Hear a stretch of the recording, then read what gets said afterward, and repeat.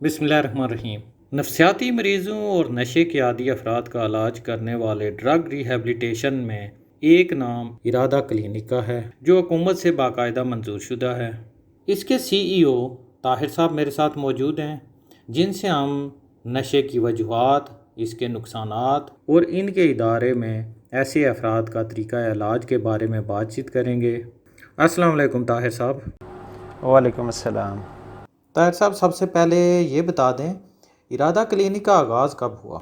इरादा एब्रीवेशन है institute of rehabilitation and drug addiction, IRADA। इसको हम इरादा क्लिनिक भी कहते हैं। इसका आगाज़ 2014 में हुआ था और इसको हमने ICT से रजिस्टर्ड करवाया, सोशल वेलफेयर डिपार्टमेंट से 2014 में। उसके बाद इसको हमने SECP से रजिस्टर्ड करवाया है। अच्छा, ये बताएं, ये नशा क्या है? नशा बेसिकली हम एडिक्शन को बोलते हैं, या हर वो चीज़ जिसके बगैर आप ना रह सको। आपका जिस्म, आपका माइंड उस चीज़ के ऊपर डिपेंडेंट हो जाए। कोई भी सब्सटेंस जब आपके जिस्म में जाता है तो वो आपके दिमाग को कैप्चर कर लेता है। आप उस चीज़ की इतनी ज़्यादा आदत बन जाती है कि जब तक आप वो चीज़ नहीं लोगे आपको सुकून नहीं आएगा। नशा आपके डेली रूटीन को डिस्टर्ब करता है। लोग नशा क्यों करते हैं? ज़्यादातर ये देखा गया है कि नशा करने की जो सबसे बड़ी वजह जो 15 साल से 30 साल की उम्र के लोगों में है, वो है क्यूरियोसिटी, कि देखते हैं चेक करने के लिए कि यार ये चीज़ क्या है। ठीक हो गया। ज़्यादातर वजह ये है, एक्सपेरिमेंट के तौर पे चेक करते हैं। पीयर प्रेशर का मतलब ये है कि आपका ग्रुप, आपके दोस्तों का सर्कल ऐसा है जो मोस्टली नशे वाले हैं, तो वो कहते हैं कि यार एक दफ़ा ट्राई करो। तो वो जो एक दफ़ा ट्राई करना होता है वो एक्सपीरियंस के तौर पे, उसके बाद फिर उसको उसका लत पड़ जाती है, आप कह सकते हैं, और वो उसके ऊपर डिपेंडेंट होता है। आजकल कौन सा नशा ज़्यादा किया जा रहा है? ज़्यादातर आजकल नशा जो हो रहा है, जो यंग जनरेशन में लोगों में हो रहा है, जो आजकल है वो आइस है, चर्स और आइस। और मोस्टली ये देखा गया है कि लोग चर्च से जंप करके आइस की तरफ आ रहे हैं। इसमें ज़्यादातर वो लोग हैं जो जिनकी एज 15 साल से 20 और 25 साल तक है। क्या हम एक शख्स की आदत, मामलात वगैरह से ये अंदाज़ा लगा सकते हैं कि ये नशा करता है? जब नशा एक बंदा करता है तो उसकी रूटीन डिस्टर्ब होती है। सबसे पहले उसकी नींद डिस्टर्ब होगी, उसकी भूख डिस्टर्ब होगी, वो फिज़िकली वीक होना शुरू हो जाएगा। उसका जो रवैया दूसरे लोगों के साथ, अपने घर वालों के साथ, अपने दोस्तों के साथ, अपने कुलीग्स के साथ, सब के साथ डिस्टर्ब रहेगा। उसमें चिड़चिड़ापन ज़्यादा आना शुरू हो जाएगा, वो लड़ाई झगड़ा करेगा, उसके अंदर अदम बर्दाश्त हो जाएगी, छोटी छोटी बात को बहुत ज़्यादा बढ़ा चढ़ा कर बयान करेगा। और जहाँ पे वो काम कर रहा है उसका काम डिस्टर्ब होगा। अगर स्टूडेंट है तो उसके मार्क्स कम आना शुरू हो जाएंगे। जब घर लेट से आएगा तो ये भी एक इंडिकेशन है कि रात को 2-2 बजे घर आ रहा है। तो ये सारे साइंस होते हैं जब एक बंदा नशे पे लग जाता है। तो अगर इनमें से कोई भी चीज़ है तो ये इंडिकेशन है कि बंदा कुछ गलत कर रहा है। क्या लड़कियां और लड़के एक जैसा नशा करते हैं या इसमें फ़र्क है? बेसिकली लड़कियों और लड़कों का 2-3 नशे ऐसे हैं जो सेम करते हैं, जैसे कि आइस हो गया, कोकेन हो गई। क्योंकि ये जब प्लेयर फीलिंग लेने के लिए, एक होता है ना कि जो एज इनकी होती है, जैसे मैंने बताया 25 साल 20 साल की एज, तो जब ये नशा करते हैं तो प्लेयर फीलिंग, खुशी का कैफियत अपने अंदर लाने के लिए, जोश लाने के लिए, तो ये नशा जो होता है ये चाहे लड़कियां हों चाहे लड़के हों, इन सब में कॉमन है। जैसे आइस हो गई, ये जो नशे का सहारा लिया जाता है वो लड़कियां भी उसी नशे का सहारा लेती हैं, लड़के भी उसी नशे का सहारा लेते हैं, ताकि अपनी एनर्जी बूस्ट अप करने के लिए, जो एक गलत वे है। क्या नशा करने वाले मरीज़ का इलाज घर में मुमकिन है?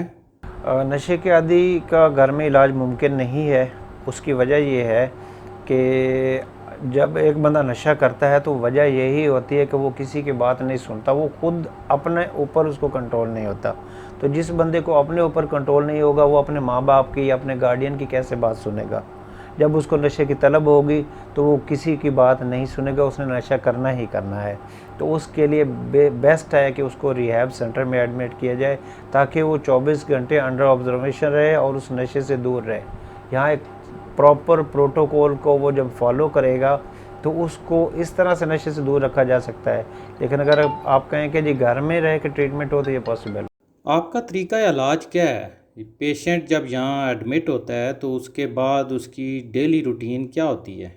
हमारा तरीका इलाज इस तरह से होता है कि पेशेंट को हम एडमिट करते हैं। सबसे पहले ये देखा जाता है कि बंदा कौन सा नशा कर रहा है, कब से कर रहा है, कितनी मिकदार में ले रहा है, उसकी एज क्या है। उसके हिसाब से हम ट्रीटमेंट को एक प्रोसेस उसको डालते हैं पेशेंट को प्रोसेस में कि सबसे पहला जो स्टेप है वो डिटॉक्सिफिकेशन का होता है कि पेशेंट जो नशा कर रहा है तो उसको डिटॉक्सीफाई किया जाता है ताकि उसके जिस्म में जो नशे के असरात हैं वो निकाले जा सकें।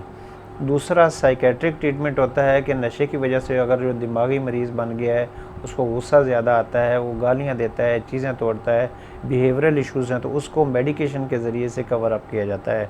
जो लास्ट स्टेज हमारी है वो रिहेबिलिटेशन की है। इसके अंदर हम उस बंदे को रिहेबिलिटेशन के प्रोसेस से गुजारते हैं, उसको मेंटली तैयार किया जाता है कि आपने वापस सोसाइटी में जाके अपने आप को नशे से कैसे दूर रखना है।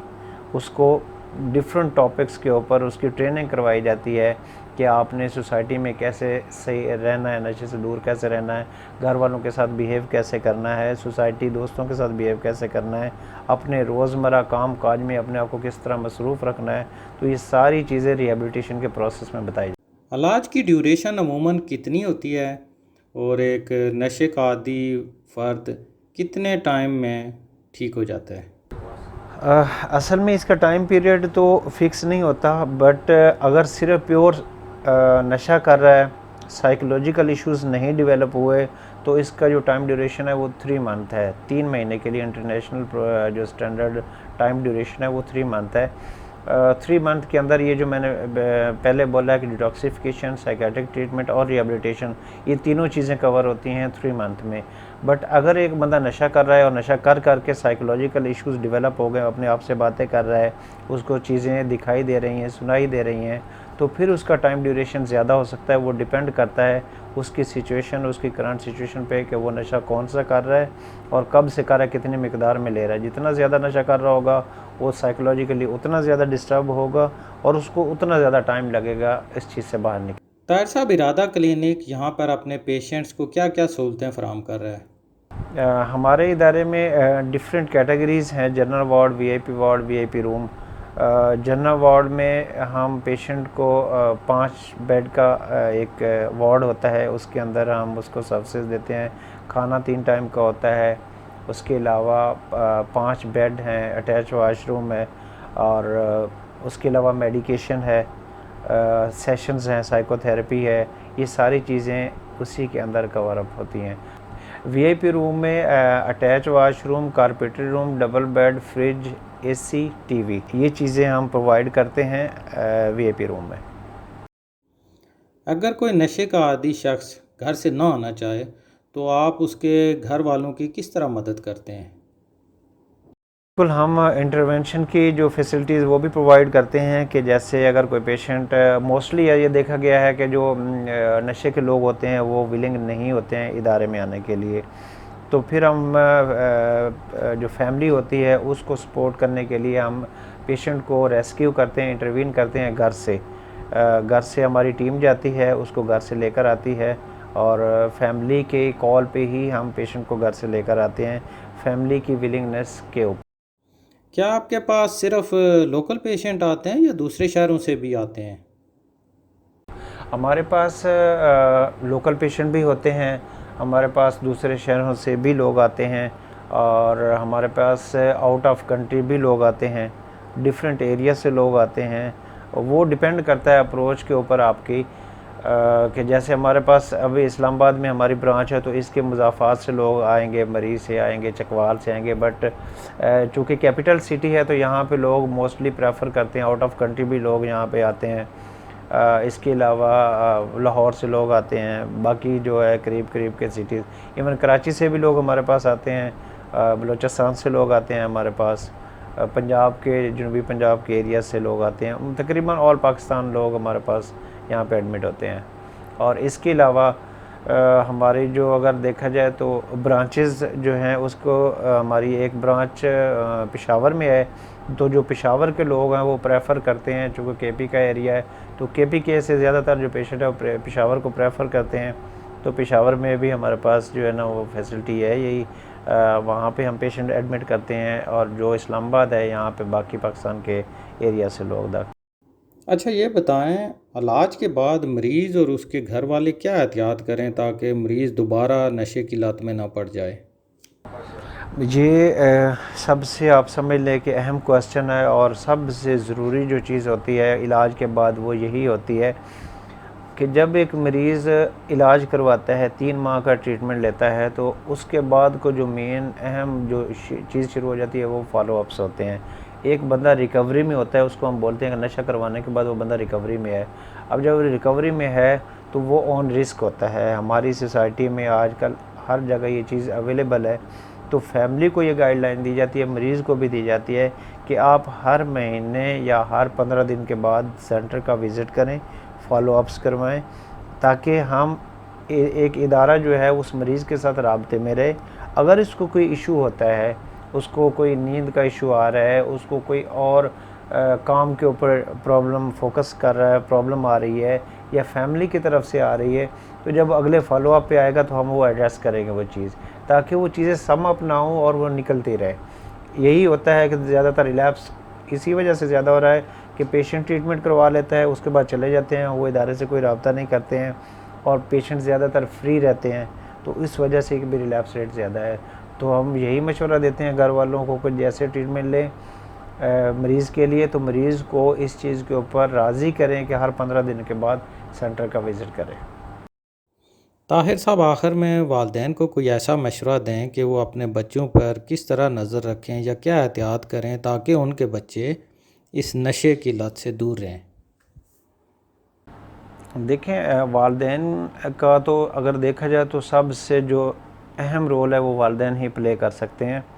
कि अब एक बच्चा है स्कूल जा रहा है, तो उनको पता है कि हमारे बच्चे की स्कूल टाइमिंग 9 बजे से लेकर 2 बजे तक है या 4 बजे तक है, तो बच्चा 4 बजे तक घर में 4:30 तक नहीं आ रहा है तो वो किधर है। ये पेरेंट्स को चाहिए कि उसके ऊपर नज़र रखे। बच्चा जब घर में आता है तो वो बहुत बोझल सा है, उसको थकावट हो रही है, वो टाइम से पहले सो जाता है या बहुत सारी रात जागता रहता है, इस चीज़ को नोट करें। पेरेंट्स को पता होता है कि हमारे बच्चे की नेचर क्या है, उसके ग्रेड्स को चेक करें कि उसके लगातार नंबर कम क्यों हो रहे हैं। अगर आप देखते हैं कि कॉलेज गोइंग है, यूनिवर्सिटी गोइंग है, तो वहाँ पे देखें कि बच्चे की जो टाइमिंग है वो क्या है, स्कूल या यूनिवर्सिटी या कॉलेज जाने की, और घर कितने बजे वापस आ रहा है। आपके बच्चे का रवैया रूटीन से हट के चेंज हो रहा है, वो इंडिकेशन है, वो आपको देखना चाहिए कि जी ये चेंज क्यों हो रहा है। ठीक, आपके साथ उसका रवैया कैसा है। बाहर लोगों के साथ आपको कंप्लेन मिलती है जी आपका बच्चा लड़ाई झगड़ा कर रहा है, तो वो क्यों कर रहा है। तो पेरेंट्स, मेन रोल पेरेंट्स का ही है कि बच्चे के ऊपर अगर नज़र रखेंगे, और मेन चीज़ ये है कि आप एज अ पेरेंट बच्चे के रूम तक एक्सेस आपको होना चाहिए। आपको पता होना चाहिए कि आपका बच्चा के रूम में वो क्या कर रहा है। आप इसको आज़ादी नहीं समझे।